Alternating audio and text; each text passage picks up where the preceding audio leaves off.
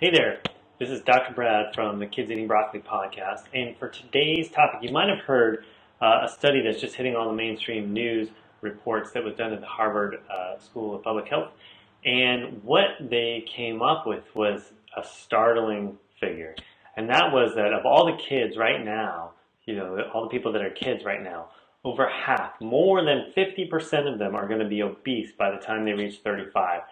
Now, this was based on compiling data and statistics from a whole number of studies, and they found a bunch of correlations related to if you're obese now, how likely you are to be obese later, and all that kind of stuff. But over half, that means there'll be more of these kids now are going to be overweight, obese, than won't be. And the reason they picked age 35 is when we're obese at 35, that's when we start to see a lot of the effects of the chronic illnesses that are, ravaging our population already. When less than half of the people at 35 are obese, those are things like type 2 diabetes and heart disease and high blood pressure and cancers and all kinds of stuff like that. So what this brings me to is an important topic, and one that I have a lot of passion about because it's a huge part of what's going on, and that is food additives and artificial flavorings in particular. So if you don't know what artificial flavorings are, they're basically chemicals that are added to the food supply, to processed foods, that enhance the flavor of these processed foods. And why I do that is because really flavor is simply, and taste, it's really simply a series of neurological reflexes or reactions that happen in coordination between our tongue and taste senses and our smell and olfactory senses and into those centers of our brain, and give us the experience by certain neurohormone releases and stuff like that of what we consider taste or flavor. And the science behind the food industry is profound. Millions and tens and hundreds of millions of dollars are spent every year researching and studying how different flavors and scents, smells affect the functions of our brain and the hormones and chemicals that are released in our brains. And then chemicals are specially engineered and designed to elicit those responses. And the way those responses work are exactly the same as illegal street drugs. And so what I mean by that is when you eat these powerful, powerful brain-altering chemicals, which sometimes are in such minute amounts that they aren't even listed on the labels, what happens is you have a response in your brain, a cascade of neurochemistry that is the same as a street drug like cocaine or heroin. So what happens, you have a high, you get high. Now you don't feel it to the extent or the degree of those other drugs I mentioned, but you do feel it. And then what happens is they're designed, of course, for that to be short-lived, short-lasting, and then cause the corresponding crash. And then you feel an emptiness inside or a feeling of dissatisfaction. And then with that dissatisfaction, whether consciously or subconsciously, the only way you can fill that gap, fill that hole inside, is actually to have more of the same food. And so, you've often heard, even in marketing campaigns, they'll use you can't eat just one. And it's literally because it sets up that addictive cycle that happens in a really short pattern in your brain. Now, the reason for this, the reason the food industry puts it, the chemical industry puts it in the food supply, is to get you to buy more of the food, because they're a business, right? And their goal is profit. And so the more of their food you buy, the more of your food you eat, then the more of their food you buy. The more often you eat their food, the more addicted to their brand and their particular combination of chemicals, then you're more likely to return and consume again. The problem with this is the way that these chemicals affect our brain and cause that flavor cycle to happen is one problem, which we're talking about the obesity thing, is it causes us to bypass our natural satiety centers and reflex. Basically, it suppresses that. Satiety is that feeling of satiation or being done and not wanting to eat more once you've had enough to meet your needs. But these get suppressed and we bypass that, and so we continue to eat and eat and eat. And if you think about it, the foods that these artificial flavorings are put in are processed foods. So right there we already know that they're very devoid of proper nutrition. And so we're eating excess amounts of foods that aren't giving us good nutrition. But the other big problem with that is that, sorry, my screen just went to screensaver, distracted me. But the other big problem with that is that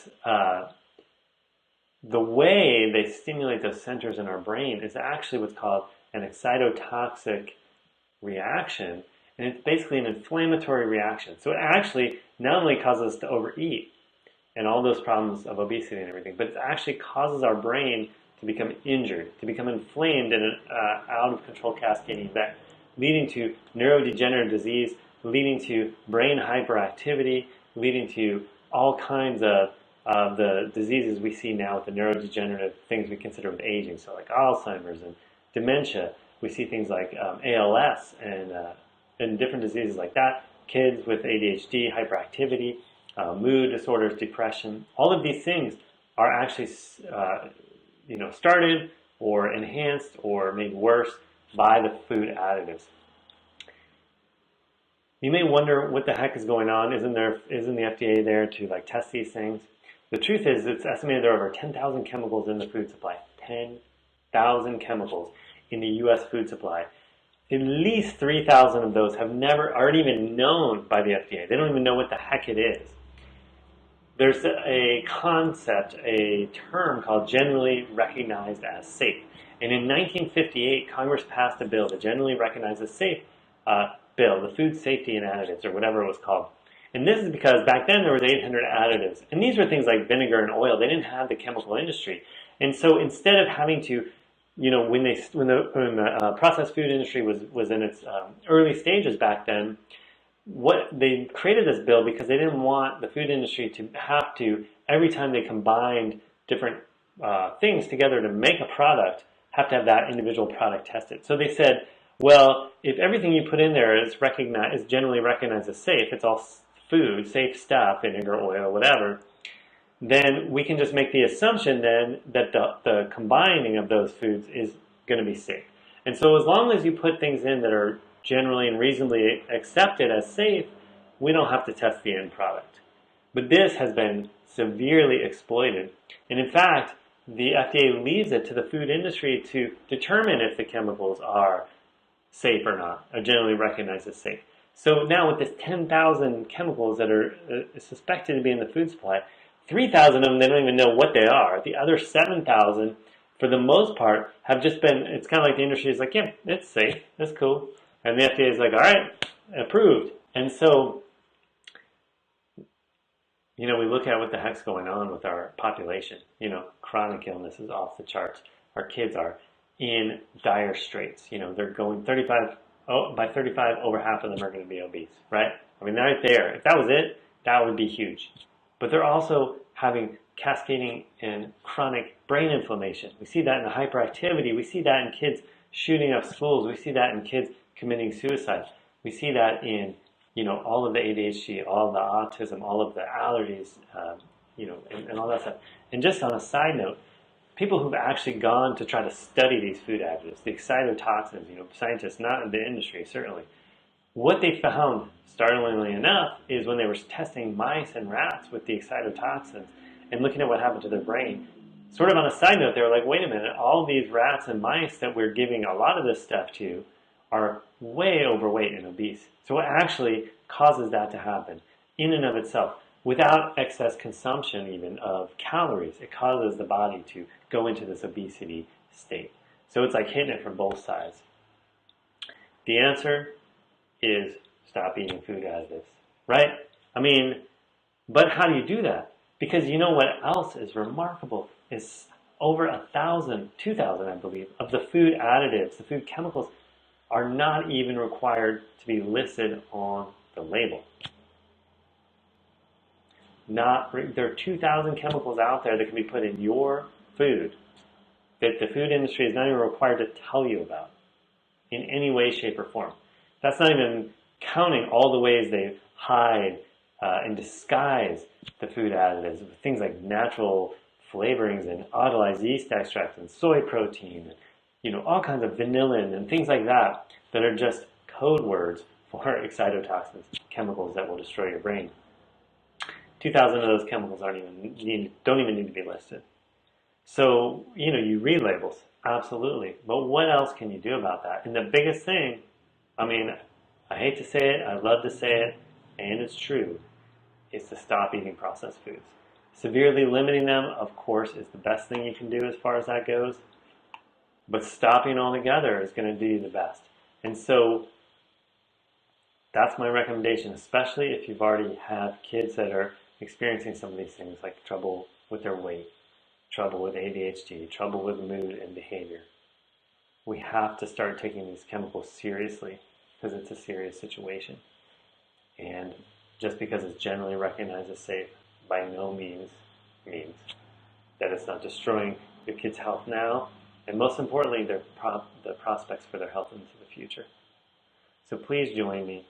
We have to make a difference now before it's too late for our kids.